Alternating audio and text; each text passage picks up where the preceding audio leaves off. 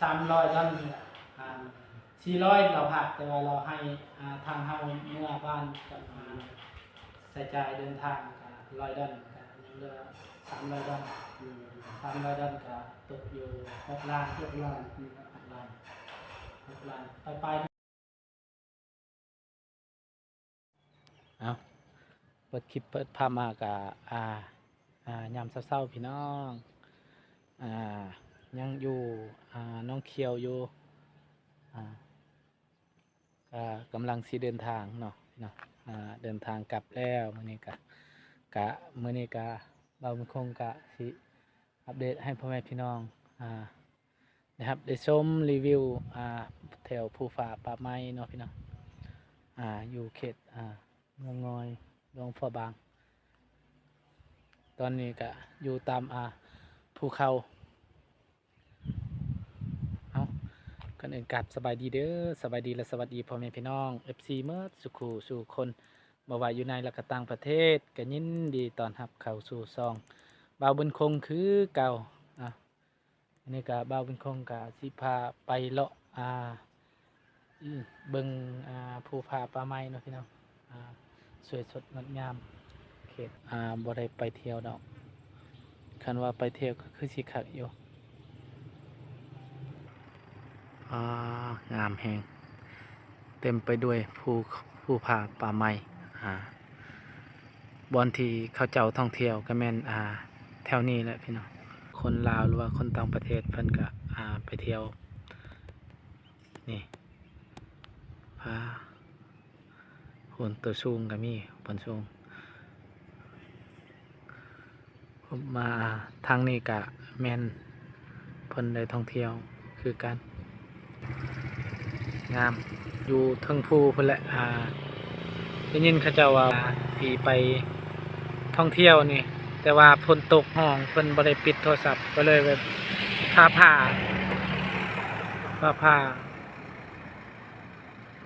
แล้วก็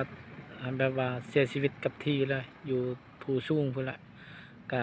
ขึ้นไปก็ประมาณ3 ชั่วโมงเพิ่นว่าได้ยิน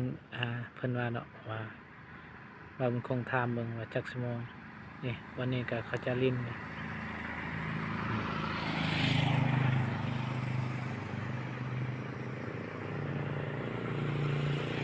เมืองน้อยน้องเคียวนี่แหละสูงงามคณะอยู่ตามแคมป์ภูเขานี่เปิดภาพมาบัดนี้กาฮอตครัว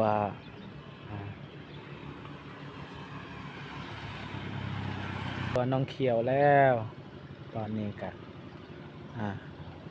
สีย่างแบบว่ารีวิวบอนที่ต่างประเทศกาไล่เพิ่นมาท่องเที่ยวอยู่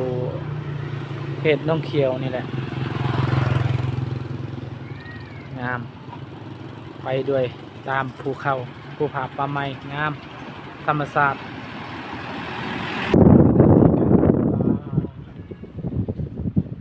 งามวิวสวยสดงดงาม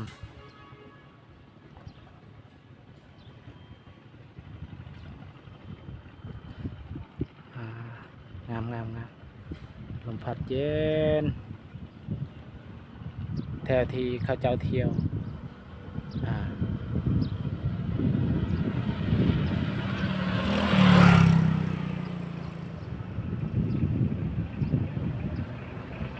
ก่อนที่เขาจะเที่ยว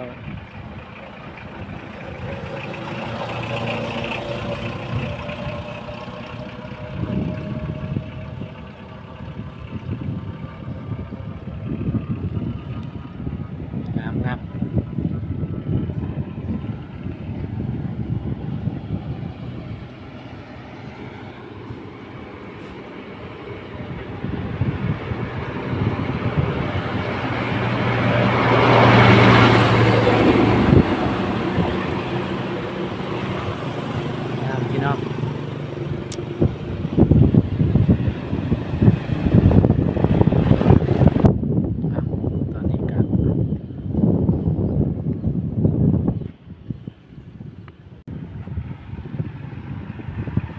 างคงก็ก่อนสิกลับบ้านก็เพราะว่าอยู่ใกล้ห้องหมออยู่ใกล้กับก็เลยแบบว่าบุญคงก็สิอัปเดตให้พ่อแม่พี่น้องนะครับได้ชม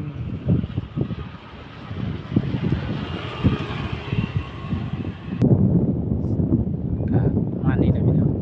หลายคนต่างประเทศเพิ่นสิมาเที่ยวอยู่แถว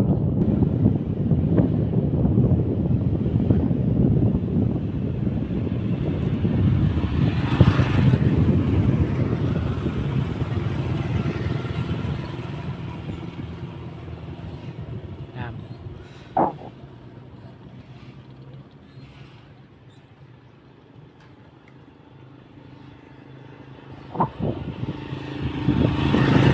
เจ้าแบบว่าขี่เรือนี่แหละไปเที่ยว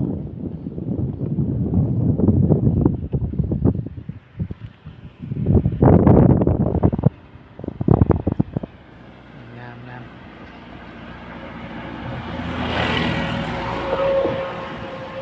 มาเที่ยว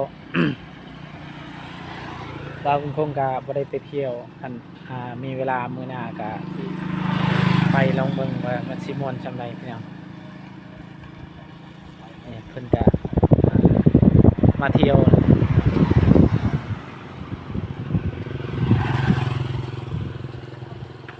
หลายอ่า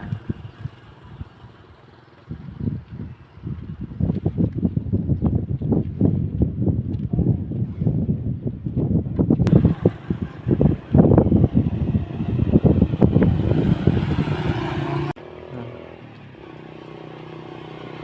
ถามมาพักนี้ก็ว่างามพี่น้องอ่า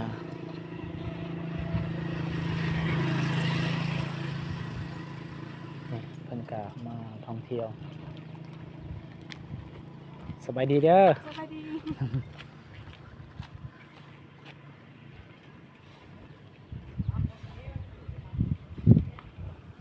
งาม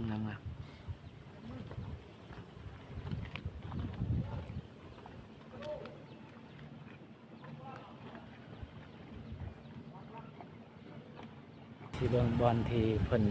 เก็บปีขึ้นไปเพิ่นละเป็นผู้เพิ่นละแต่ว่าบาวเพิ่นคงบ่มีเวลาขึ้นไปรีวิวให้พ่อแม่พี่น้องเพิ่นนะเพราะว่าเฮาก็กำลังสิเดินทางเมื่อแล้วสบายดีเด้อ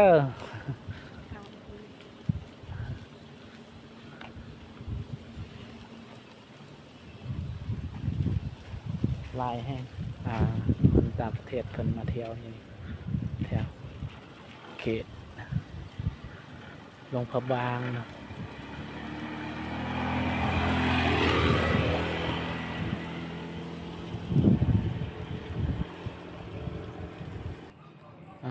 วันนี้ก็ปอนจุดที่เพิ่น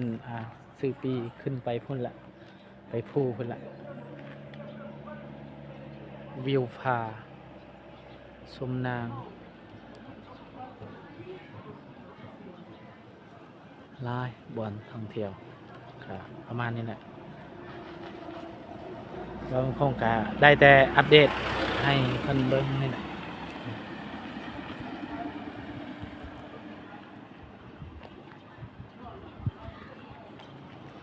ขออนุญาตถามอันปีนี้ขึ้นเท่าไหร่บ่ขึ้นไปอยู่คนลาว20,000 กีบโดยนี่ก็ถามเพิ่นก็คุณครูจังได๋แต่ว่าบ่มีเวลาไปมีโอกาสมื้อหน้าอีกสิไปตอนนี้ก็คนลาวเพิ่นว่าก็20,000 กีบนี่แหละขึ้นไปพุ่นชมวิวอยู่ภูพุ่นแหละเนาะแต่ว่าบางคงก็บ่มีเวลาไปเนาะเพราะว่าเฮาก็สิเมื่อบ้านแล้ว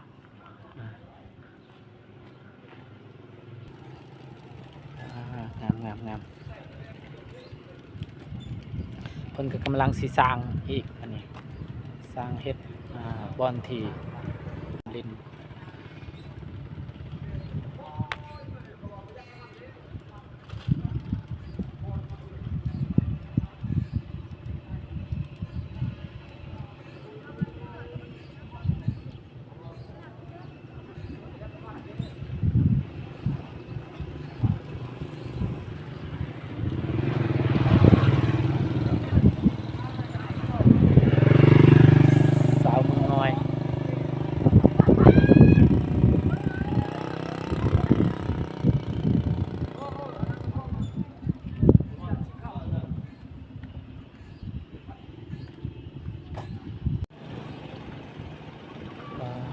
สดงดงาม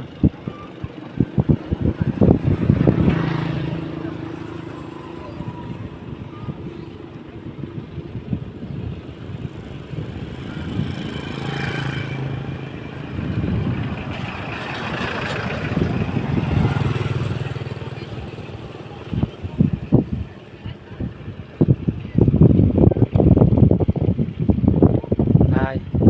ประเทศขึ้นมาเที่ยวอยู่เมืองพะวางกันหลาย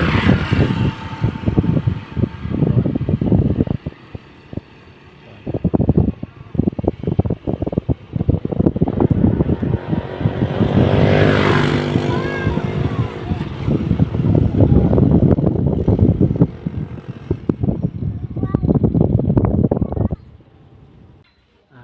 ลูกสาวก็จักเพิ่นสิอยู่จังไดแบบกินหยังเฮาก็บ่ฮู้แบบว่าเฮามาก็ให้เพิ่น100,000นี่แหละให้เพิ่นซื้ออยู่ซื้อกินแต่ว่าหมดแล้วเด็กน้อยนี่เฮาก็เลยแบบต้นเพิ่นก็บ่าวบุญคงก็สิก็มีแต่ว่าสิเฮาก็มีเวียกแหน่อยู่บ้านก็มื้อนี้ก็บ่าวบุญคงก็เซอร์ไพรส์ของลุงเนาะที่ทางผู้ใหญ่ใจดีฝากเงินมานี่แหละแต่ว่าเราฝากให้แต่เราให้ทางบ่าวบุญคงเมื่อค่าเดินทางใช้จ่ายกับ$100ก็ยัง$300เอาก็มีแต่บ่าวบุญคงขอบคุณเด้อทางแม่เนาะที่กับฝากเงินให้บ่าวบุญคงขอให้พ่อกับแม่อยู่ดีมีแห้งความเจ็บอย่าได้ความใครอย่ามีเด้อแม่พ่อกับแม่ปรารถนาสิ่งใดขอให้ได้สิ่งนั้นเงินที่แม่ฝากให้ก็ขอให้กลับคืนสู่แม่กับพ่อห้อยเท่าพันเท่าเด้อที่มาชดซอยครอบครัวของลูกตั้งแต่เฮ็ดเฮือนแล้วก็ยังครอบครัวของลูกเวลาเจ็บไข้ได้ป่วยก็เพิ่นก็ชดซอยมาขอสาธุเด้อสุขภาพแข็งแรงเบิ่งลูกหลานตลอดไปเด้อพ่อกับแม่เด้อแม่ชื่อแม่โคโบลากับพ่อบุญมาแสงวิไสนี่แหละดูขอบใจเด้อทางพ่อกับแม่เนาะที่ฝากเงินมาให้ลูกก็ขอให้กลับคืนสู่แม่ห้อยเท่าพันเท่าเด้อมีแต่ว่าบ่าวบุญคงก็กดเงินเรียบร้อยแล้วก็มีแต่ว่าสิเสื้อร์ไผ่ลูกลุงนี่แหละจำนวนเงินก็6 ล้านมีแต่ว่าบ่าวบุญคงสิเสื้อร์ไผ่เพิ่นเอาสบายดีเด้อนางสบายดีนางกลับบ้านแล้วบัดนี้กลับบ้านกลับซองแล้วเพิ่นก็โดนแล้วอยู่กะเอื้อยเพิ่นก็คิดฮอดแล้วสบายดีนางสบายดีเหรอสบายดีแม่ลูกสบายดีสบายดีป้าลุงลูกสบายดีเด้อไปเฮากะมีแต่ว่าสิไปเบิ่งลุงก่อน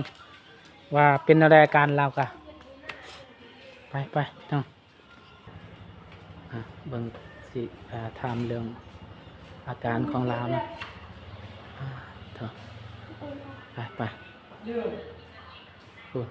เราก็นอนแหละแต่คืนนี้เพิ่นก็ประมาณอยู่3 โมงนี่แหละเนาะ3 โมงเพิ่นก็อาการแบบบ่ดีแหละเจ็บหนักแบบว่าหายใจยากเป็นอะไรอาการลูก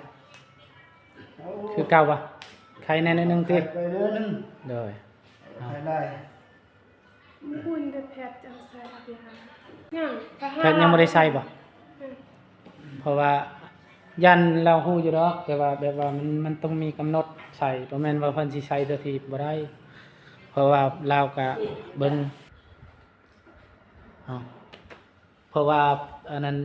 ยานี่เพิ่นวางให้แบบว่าเพิ่นสิใส่เพิ่นสิฮู้นะแบบคันซักตลอดก็บ่ได้นะแบบอาการแบบนี้เพิ่นฮู้เนาะมีแต่ว่าทางเฮากับน้องดาวก็ว่าสิกลับแล้วกับปะเพิ่นแหละเดี๋ยวเพราะว่าเฮาก็ยังมีเวียกแน่อยู่บ้านนะมีแต่ว่าให้อันนั้นทางป้าเพิ่นแหละเพิ่งเจ้าคือค่อยเว้าว่าบ่ต้องกินเด้อบัดนี้ยาสูบมันยังบ่ต้องสูบ กับเรา นับแล้วเดี๋ยวรู้กันว่าก็ไปของหมอนตายจะได้เรื่องเนี่ย เอาสบายดีก่อน ไแ สวัสดี สบายดี ส เด้ วั อ สดีเด้อชิเมอร์สคุสคนเนาะ เออ สวัสดี อ่า โอ้ยนี่ก็ฮู้ได้เฮ็ดละยอมกินยาสูบยาเลยละสูบยากินเหล้านี่แหละ นี่ก็ เป็นแบบนี้แหละ นี่ก็คือคอยเว้าหั่นแหละบ่ต้องกินอีกบัดนี้หั่นน่ะข้อยก็เป็นห่วงแล้วเพราะว่าน้องดาวก็เป็นห่วงมันอยู่ไกลต่างเมืองต่างแพงหั้นนะ อืม สบายดีเด้อสบายดีทุกคนยามกลางเที่ยงเนาะแล้วก็มากับว่าสิกลับบ้านกลับป้าลุง กับ เพราะว่าเฮาก็ยังเบิ่งยังมีเวียกอยู่บ้านแน่คือว่าน้องใส่กับไว้อยากอยู่จังได๋นะ ไม่อยากให้กลับโอ้กินบุหรี่จำเป็นเลยละยังได้ครับก็ ก็มีแต่ว่าสิให้ป้าและเบิ่ง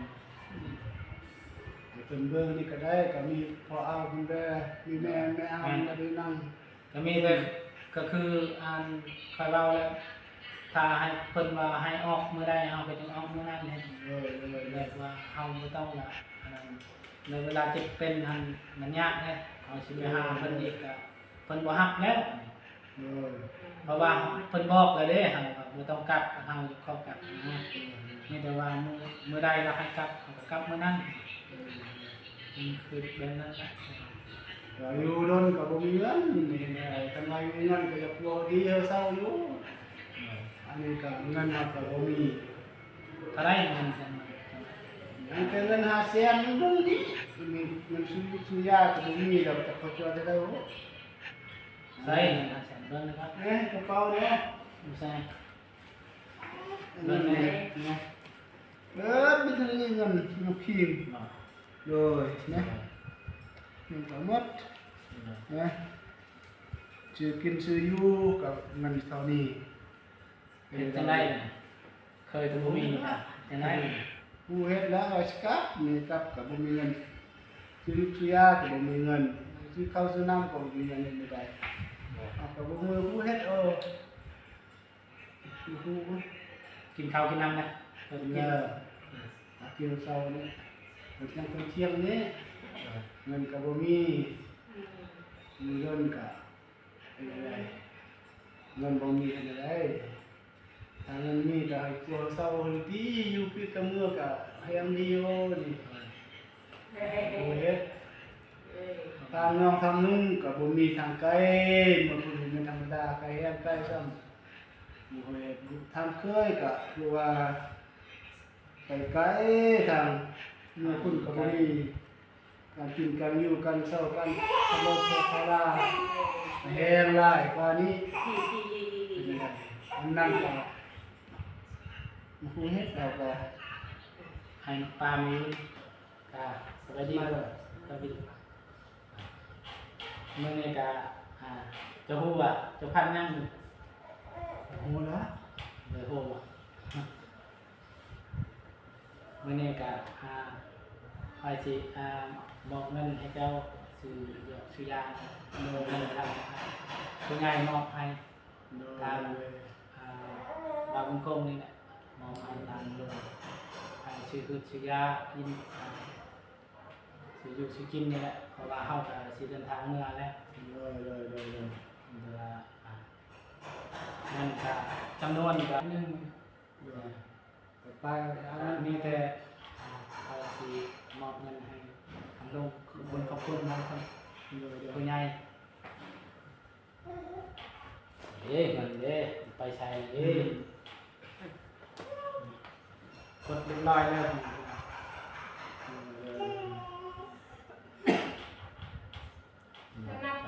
ซื้อยังก่อนบอกเขาบอก น้อยน้อยครับพ่อเรานำเงินเบิ้ง นับเป็น เพราะว่าล้านเนี่ยเพราะว่าเราพากเงินกับ8 ล้านเนี่ยแต่ว่าเราเอาให้เฮาเรียกว่า เจ็บ ค่ เตะ าเดินทางอีกนะ ชัว เป็นพากมานี่8 ล้าน4 แสน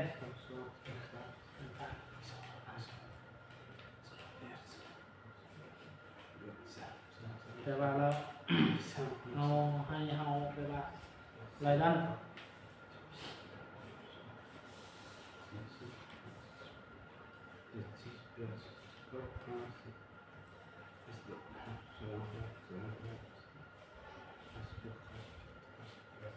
อาจจะกล้าว่าบ่ครบแล้ว อยู่นี่เขาก็ นี่นะครับบ่ครบแล้วนะ ก็จิบ นี่แล้วนะก่อนนะ พวกล้าน จับกัน ดูก่อนก็มีทั้ง มีแต่เจ้าฝากขอบคุณทางแม่โคโบล่ากับพ่อบุญมาแซงวิไส ขอบคุณแม่ครูมาลาแล้วก็พ่อแซมวิไสนี่ แซงวิไสแม่นแซง แซมวิไส พ่อบุญมาแซงวิไส พ่อมันมา แซงวิ แซ ไส มวิไสแล้วก็ขอบคุณที่มีใจช่วยเหลือหักแพงมีเงินพวกคิงเป็นพวกหม้อขอให้มีสุขภาพแข็งแรงขอให้ร่ำรวยขอให้แม่อยู่ดีมีแรงเด้ออะไรก็เพื่อสวัสดิ์ได้ขอบคุณพ่อและแม่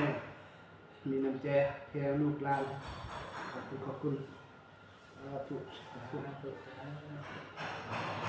อบคุณแม่ดีแห้งมาเจ็บอย่าได้ร่างกายจะมีเด้อขอบคุณแม่เนาะที่ฝากเงินมาให้ลูกก็ให้กลับคืนชูแม่ห้อยเท่าพันเท่าเด้อ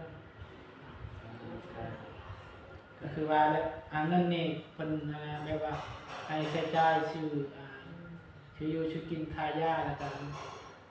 ให้แบ่งให้น้องไว้แน่แบ่งให้น้องไว้แน่ตายชื่อลูกชื่อยา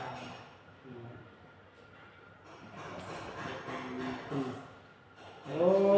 ยเป็นยังตายแท้นี่ เป็นทางทางเบาตูนนี่แหละเบาตูนโอนเงินให้ขออีกเป็นจะได้ความรู้สึก ก็ดีใจคือเราแล้วคือเราใครในนึงดีไปทุกอย่างนี่ทิ้งก็ได้ก็ภาคภูมิใจสุดมีผู้ใหญ่ใจดีดี เรื่องเงินเก็บไว้ดีแล้วก็ทางน้องดาวก็ขอบคุณทางแม่พ่อกับแม่เนาะที่พาเงินมาแม่โคโบล่ากับพ่อบุญมาแซงวิไส อยู่กับบ้าน ขอบคุณหลายๆเด้อแม่ครูมาลากับพ่อบุญมาแซงวิไล แซงวิไส ก็เงินที่พ่อแม่ส่งให้อ้ายก็ขอให้กลับคืนพ่อแม่พ่อเขาพันเทาเด้อก็ขอให้พ่อกับแม่อยู่ดีมีแห้งสุขภาพแข็งแรงความเจ็บอย่าได้ความไข้อย่ามีปรารถนาสิ่งใดพ่อให้ได้สิ่งนั้น ก็ขอบใจหลายๆจากใจที่เป็นห่วงเป็นใย สาธุ